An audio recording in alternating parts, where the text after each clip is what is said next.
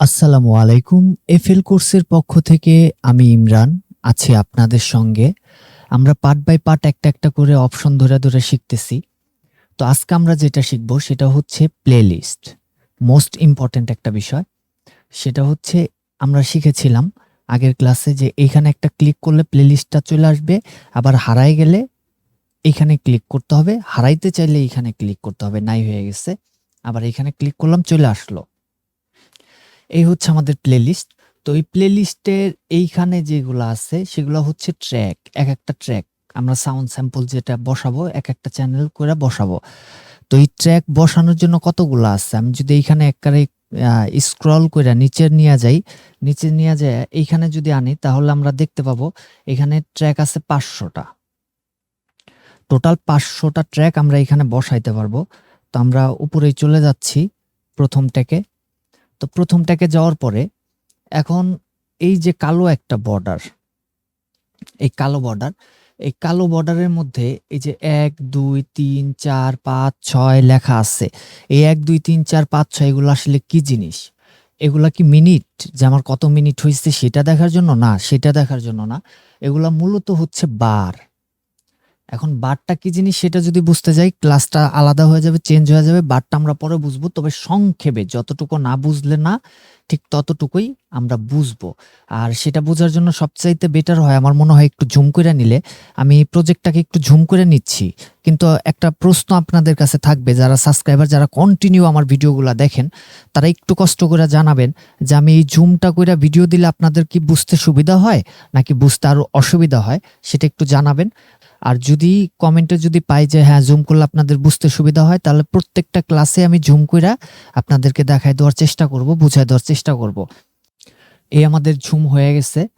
তো এখন যেটা বিষয় সেটা হচ্ছে এই যে 1 2 3 4 এখন ক্লিয়ার দেখা যাচ্ছে, আমি ক্লিয়ার দেখতে পাচ্ছি, ঠিক।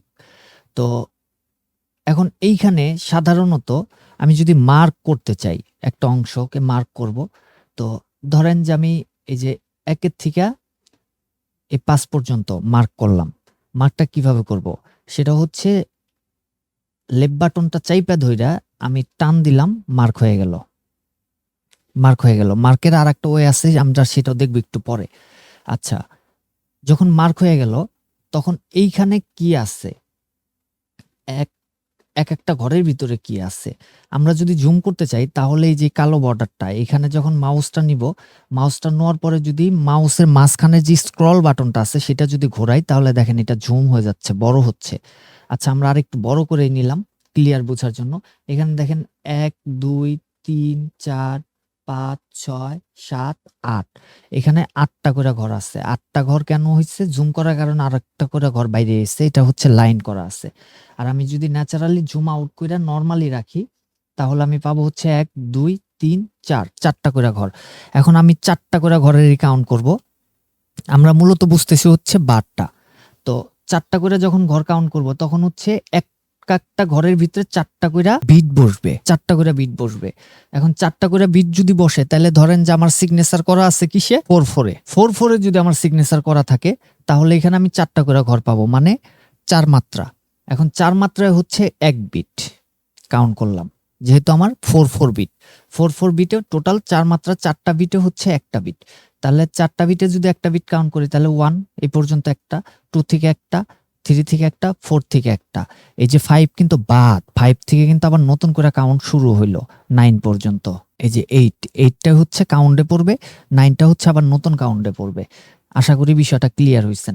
তাহলে ওই ক্ষেত্রে আমরা 4টা বিট যখন নিব তখন হচ্ছে একটা বার হবে। আর এটার বিস্তরভাবে টোটাল এভরিথিং আমরা বুঝবো হচ্ছে বিট মেকিং ক্লাসে। তো এখন আমরা এই যে মার্ক করছি, মার্কটা যদি উঠাই নেই, তাহলে হচ্ছে আমরা এখানে ডাবল ক্লিক করব। ডাবল ক্লিক করলে আমার মার্কটা উঠে গেল। এখন মার্ক করার আর একটা সুবিধা আছে। দেখা গেছে যে আমি সাউন্ড স্যাম্পল নিছি অনেকগুলা, 20টা 25টা সাউন্ড স্যাম্পল নিছি। আমি শুধুমাত্র দেখতে চাচ্ছি যে আমার এই জায়গাটুকে কি বাজছে। তাহলে এখানে আমি রাইট বাটন ক্লিক করে টাইনা ধরে আমি এইটুকু মার্ক করলাম। মার্ক করার পরে যে দেখেন আমার প্লে বাটনটা এখানে চলে আসছে। তো এইখান থেকে যদি আমি প্লে করে দেই, এই যে দেখেন টোটালি এইটুকুই বাজতে থাকবে, ও আর কোথাও যাবে না। আমি যতক্ষণ প্লে করে রাখবো, সারা দিন প্লে করে রাখবো, সারা দিনই এইখানেই বাজতে থাকবে, আর কোথাও যাবে না। এটা হচ্ছে মার্ক করার সুবিধা। তো আমরা উঠাই দিলাম। মার্কিংটা আমাদের অল টাইম লাগে, কাজের ক্ষেত্রে অল টাইম লাগবে। এখন আমরা যদি এই পাশটাতে আসি, এই পাশটাতে যদি আমি নিচে আসি, একটু নিচে আসলে এখানে আমি একটা গ্রিন বাটন পাচ্ছি। এই গ্রিন বাটনটা আমি যদি এখানে যদি একটা ক্লিক করে দিই, গ্রিন বাটনটা অফ হয়ে গেছে। অফ হয়ে যাওয়ার মানে কি, এই চ্যানেলে যে সাউন্ডগুলো আমি দিছি এই সাউন্ডগুলো এখন আর বাজবে না।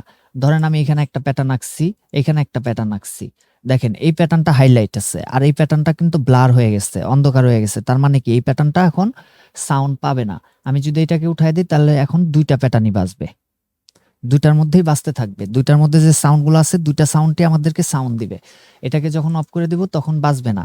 আমি ক্লিয়ার বুঝাই দিচ্ছি আপনাদেরকে। এই যে প্যাটার্নটা নিলাম, প্যাটার্নের মধ্যে হচ্ছে আমি জাস্ট একটা কিক বসায় দিলাম। কিক বসায় দিলে এখন এখান থেকে আমি একটু প্লে করব।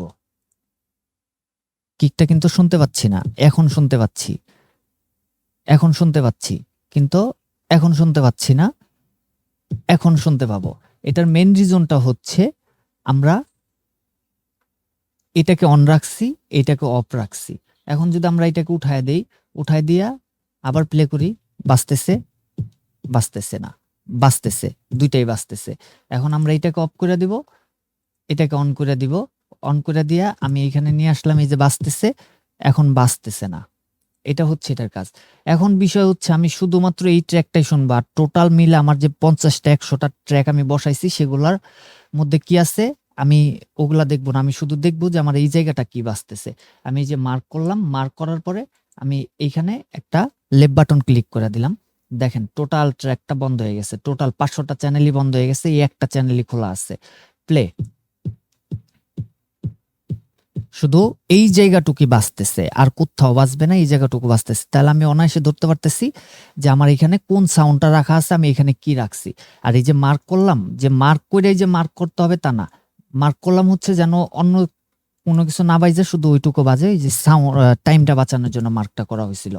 আচ্ছা, এখন হচ্ছে আবার রিটার্ন ফেরত আনবো কিভাবে? আমি তো শুধু এটা শুনলাম, এখন ফেরত আনবো কিভাবে? এখন যদি আমি আবার একটা ক্লিক করি তাহলে একটা একটা করে আমি কি সারাদিন বইরাই 100টা চ্যানেল ওপেন করব? না, আমি এইখানে আবার একটা ক্লিক করলাম, ওপেন হয়ে গেল, একটা চ্যানেলই চালু হইলো। আবার এখানে একটা ক্লিক করলাম, রিটার্ন ক্লিক করার সঙ্গে সঙ্গে সবগুলো ওপেন হয়ে গেছে, 500টা চ্যানেল ধরে অন হয়ে গেছে। এখানে লেফট বাটন ক্লিক করছি, একটা চ্যানেলই চলতেছে, আবার লেফট বাটন ক্লিক করছি, ফুল চ্যানেলগুলো অন হয়ে গেছে। এখন দেখা গেছে মাঝখান থেকে আমি শুধু এটাকে অফ রাখবো, পুরা চ্যানেলটা চলবে, মাঝখানে এটা অফ হয়ে গেল। আশা করি বিষয়টা আপনারা ক্লিয়ার হয়েছেন। এখন এইখানে যদি আসি, যে ট্র্যাক 1 লেখা আছে, ট্র্যাক 2 লেখা আছে, এখানে যদি আসি, এখানে আসার পরে যদি আমি লেফট বাটনে একটা ক্লিক করি, লেফট বাটনে একটা ক্লিক করলে আমার কাছে আর একটা মেনু বার চলে আসছে।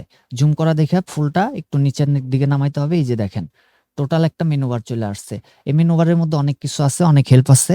তো মেনু বারের প্রথমে যেটা আছে রিনেম